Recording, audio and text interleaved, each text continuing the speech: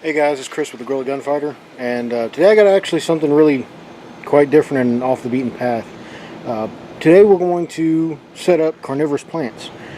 It's something I've always been curious about and wanted to do, but I've never had the chance to buy any, much less set them up, so we're going to all go through this together.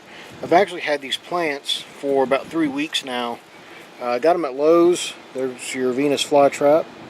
I got them at local Lowe's in their garden section, and they come boxed up in these square boxes. There's a pitcher plant, and I'll explain briefly what these guys do. These are all, and I got let's see, a smaller version, smaller pitcher plant, and smaller fly trap. So anyway, all right, let's get to it. First thing we got is our planter. There's no holes in the bottom. It's a sealed bottom except for this tray that the actual container sits in. So you can pour your water down there and it fills it up.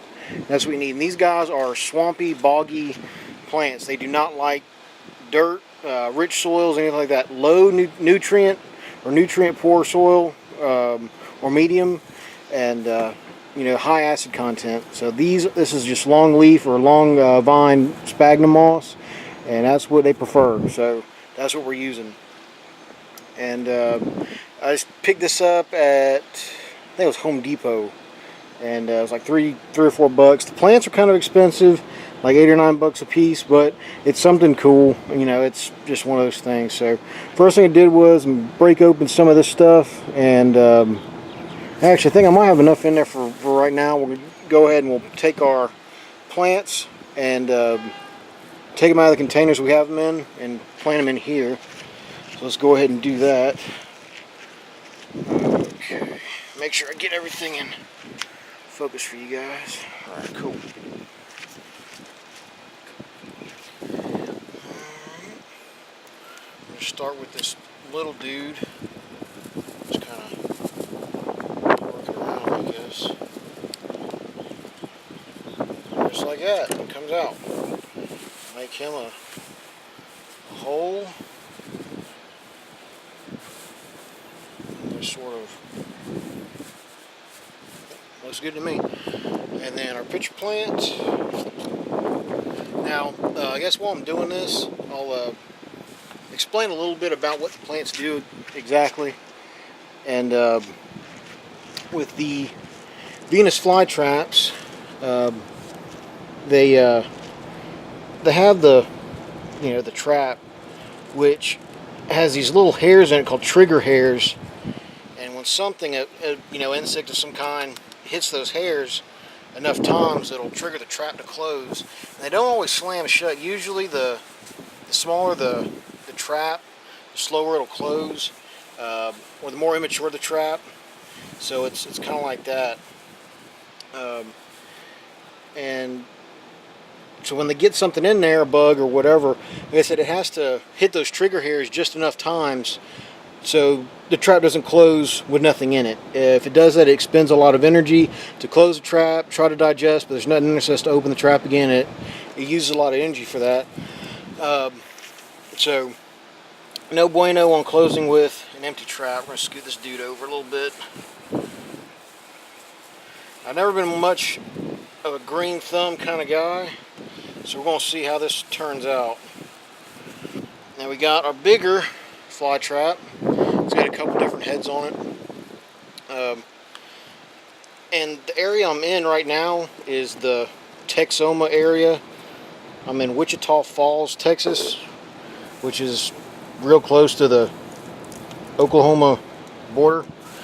And it's really, really hot and it's really dry here. So not really conducive to these carnivorous plants, as they really like moist conditions.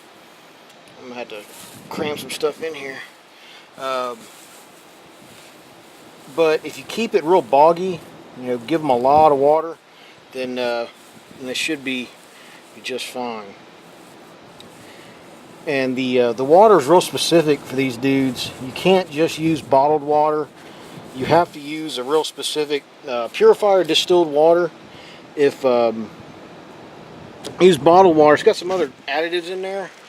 I'm sorry, I got sense in my eyes. And so just purified drinking water, but flavor enhancing minerals is what you're looking for. That's the bad stuff. And it's right, there we go. Calcium chloride and sodium bicarbonate. What that ends up doing is, over time, it'll calcify in the capillaries of the plant and it'll kill it. So no bueno on that. So go ahead and go with this purified, or I'm sorry, distilled water. No chemicals in it, no nothing, and that's good to go. So any of your water that says flavor enhancing minerals or minerals added for flavor or any of that sort of nonsense, steer clear of those. So I'm gonna do some juggling action here. Stuff's not turning out quite like I wanted it to. Just get this dude over. Alright. That should be okay. Then the big pitcher plant. Now in the pitchers, they're starting to get these red veins, and that's an attracted to insects. Insects are attracted to the color red and all that good stuff. And so a fly or a bee or what have you climbs up here and it starts to walk around the edge of the trumpet, and it's got these tiny hairs that direct it inward, and it makes it hard to climb back out. So it eventually falls in there, and there's a collection of rainwater and like a digestive enzyme in the bottom of the pitcher, and over a few days the bug drowns and gets dissolved. So pretty neat. Oh, and I just poured out all kinds of water out of this thing, so I'm sure that wasn't very good.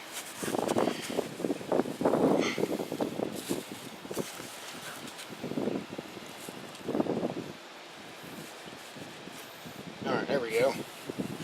So now I just sort of repack all this stuff in here, and I was doing something kind of incorrectly.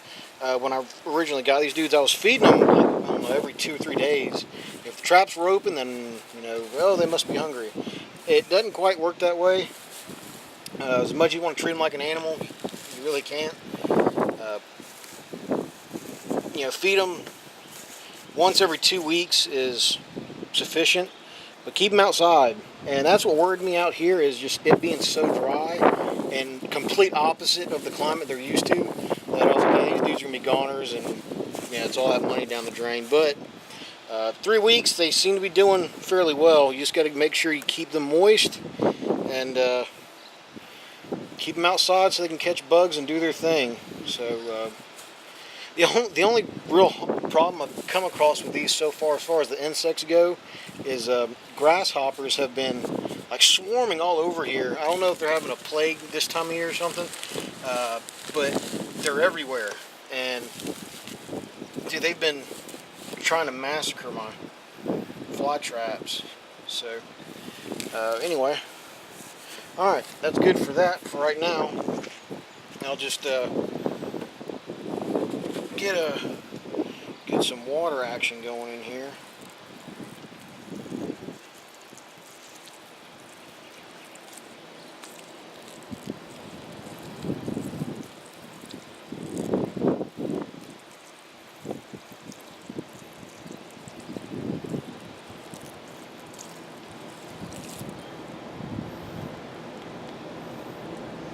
And that filled up that container. But anyway, I'm still going to spray a little bit just to make sure these guys get direct moisture.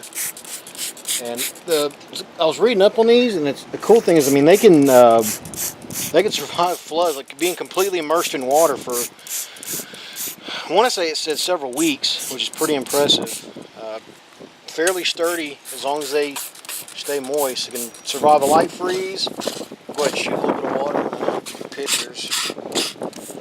See, and there's one. That's another perfect example. The grasshopper just like sheared the top off this damn plant. So anyway, we'll try to pull some of these trap heads out. I already got some buds in there. That's pretty cool.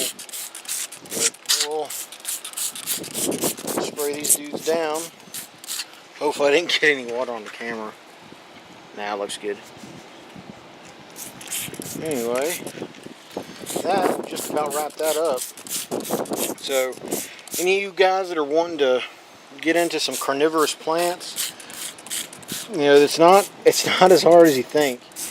Just make sure you give them the right habitat, keep them moist, like ridiculously moist and wet and what have you,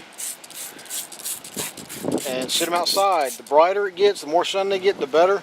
You start getting all these red veins, and the trap will start getting bright red colors, and that's what attracts all the insects, and that's how they're eaten. So, and no potting soil, no Miracle Grow dirt, cactus kit dirt, nothing. Sphagnum moss is the best stuff as far as I found. You don't want any additives in it, nothing like that. So this will just about wrap this up, and from time to time I'll give you guys a little update on how these things are doing, and I'll probably do a video of the feedings, at least for the fly traps. The pitcher plant feeds are kind of boring. You just sort of drop this mushed up ball of brine, shrimp or bloodworms rather, in the pitchers, and that's it. So that's all she wrote, guys. If you got any questions, let me know. And any video requests, just leave them down below. Don't forget to like, share, and subscribe. And I really appreciate the support so far, you guys. You guys are awesome. So you guys have a good one. Thanks.